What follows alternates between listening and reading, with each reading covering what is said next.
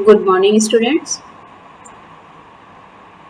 हम लोगों ने इससे पहले एक वीडियो देखा था जो इसमें हमने आपको बताया था पत्र लेखन की कला के बारे में कि पत्र लिखना भी एक कला है। 9th के सिलेबस में अनौपचारिक पत्र हैं। अनौपचारिक पत्र की अपनी कुछ विशेषताएं होती हैं। पहले हम इसको जानेंगे, उसके बाद अनौपचारिक पत्र देखेंगे। पत्र लेखन एक रोचक कला है। अभिव्यक्ति के समस्त लिखित साधनों में जो भी हम अपने मन के भाव प्रकट करते हैं लिखित रूप से, पत्र आज भी सबसे प्रमुख, शक्तिशाली, प्रभावपूर्ण और मनोरम स्थान रखता है। पत्र जब हम लिखते हैं किसी अपने को, निकट संबंधी को, तो उसमें आत्मीयता, अपनापन स्पष्ट रूप से दिखाई देना चाहिए, जिससे लेखक तथा पाठक, लिखने वाला तथा पढ़ने वाला दोनों ही आपस में बहुत समीपता का अनुभव करता है, निकटता का अनुभव करते हैं। पत्र लेखन द्वारा हम दूसरों के दिलों को जीत सकते हैं, मित्रता बढ़ा सकते हैं। पत्र की विशेषताएं क्या क्या होनी चाहिए? सरलता। पत्र की भाषा सरल, स्पष्ट एवं स्वाभाविक होनी चाहिए। कोई कठिन शब्दों का प्रयोग नहीं होना चाहिए। इसमें कठिन शब्द या साहित्यिक भाषा का प्रयोग नहीं किया जाना चाहिए, क्योंकि भाषा की जटिलता पत्र को नीरस बना देती है। जो शब्दों के अर्थ हमको समझ में नहीं आ रहे वो हमारे लिए बोझिल हो जाता है। जब पत्र ही नहीं समझ में आएगा तो उससे निकटता का एहसास हमको कैसे होगा? स्पष्टता। स्पष्ट एवं मधुर भाषा वाला पत्र प्रभावशाली होता है। संक्षिप्तता। पत्र की भाषा में संक्षिप्तता होनी चाहिए, शॉर्ट में होना चाहिए, अनावश्यक रूप से उसको बड़ा नहीं करना चाहिए। आकर्षकता तथा मौलिकता।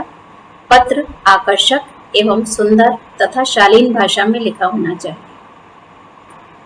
पत्र में कभी भी एक बात को दोहराना नहीं चाहिए। अब हम लोग देखते हैं अनौपचारिक पत्र कि ये किसको लिखे जाते हैं। अनौपचारिक पत्र, अनऑफिशियल पत्र हम किसको कहते हैं?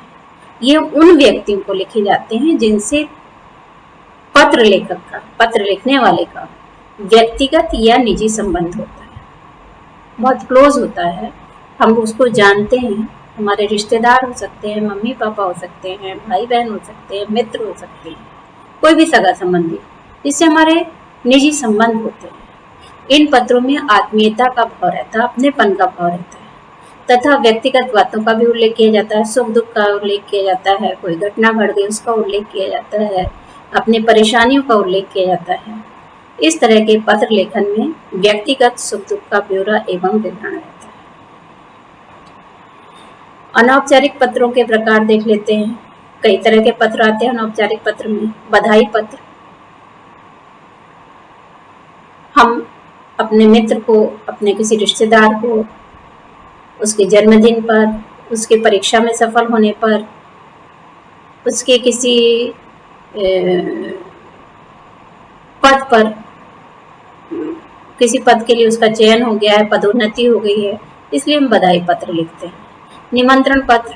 मान लीजिए आपके घर में कोई फंक्शन है, जन्मदिन है, शादी है और किसी प्रकार का कोई शुभ कार्य है, तो उसके लिए भी निमंत्रण पत्र हम अपने मित्र को, नियर और डियर्स को लिखते हैं। शुभकामना पत्र। मान लीजिए कोई कहीं बाहर जा रहा है, विदेश जा रहा है, किसी को किसी विशिष्ट जगह पर कोई एडमिशन मिल गया है किसी कॉलेज में, तो उसके लिए हम शुभकामना पत्र लिखते हैं। आभार प्रदर्शन पत्र। यदि आपने, किसी ने आपके साथ कुछ अच्छा कार्य किया है, कुछ अच्छे आपके साथ व्यवहार किया है, तो आप उसको आभार प्रदर्शन पत्र लिखते हैं, धन्यवाद देते हैं उसको। निवेदन पत्र। अनुमति पत्र। संवेदना पत्र इसमें आता है, किसी के साथ कोई घटना घट गई है, दुखद घटना घट गई है, कोई परेशानी आ गई, तो हम संवेदना पत्र भी लिखते हैं। सुझाव भी देते हैं अपने नियर और डियर्स को, नाराजगी भी जाहिर करते हैं और क्षमा भी मांगते हैं यदि कोई गलती हो जाती है। तो इतने प्रकार के अनौपचारिक पत्र होते हैं। अब हम देखेंगे बधाई पत्र। मित्र के बड़े भाई को नौकरी मिलने की खुशी में बधाई देने के लिए मित्र को पत्र। सबसे पहले प्रारूप क्या होता है अनौपचारिक पत्र का, कि हम जो पत्र लिखने वाला है वो अपना पता लिखता है। तो यहाँ पर आप अपना पता लिखेंगे जो लिख रहा है पत्र।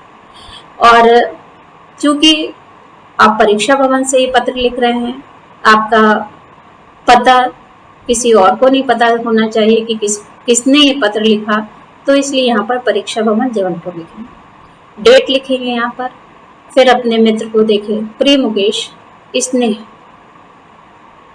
आशा है कि सपरिवार कुशल से होगे। मैं भी अपने परिजनों के साथ अच्छी तरह से हूँ।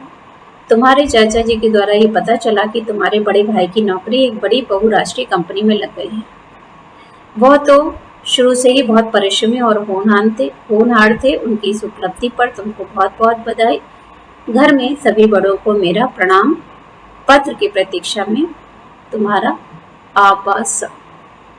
नाम नहीं लिखा है यहाँ पर, क्योंकि नाम लिखने में पता चल जाएगा कि किस छात्र या छात्रा का पत्र है, इसलिए यहाँ पर अवसा लिखा है। तो ये था अनौपचारिक पत्र। भाषा संयमित शिष्ट होनी चाहिए।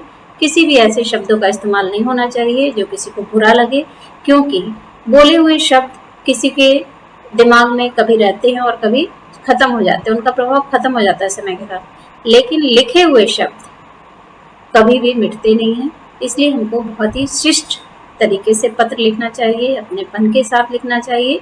और जब मन बहुत दुखी हो या बहुत परेशान हो तो अपने को संयमित कर लेना चाहिए, थोड़ी देर बाद पत्र लिखना चाहिए, ताकि हम कोई ऐसी भाषा पत्र में ना लिखें जिससे पढ़ने वाले को बुरा लग जाए और बार बार उसको पढ़ करके वो याद करता रहे कि हमको किस तरह की भाषा में पत्र लिखा गया था। तो ये था अनौपचारिक पत्र का प्रारूप।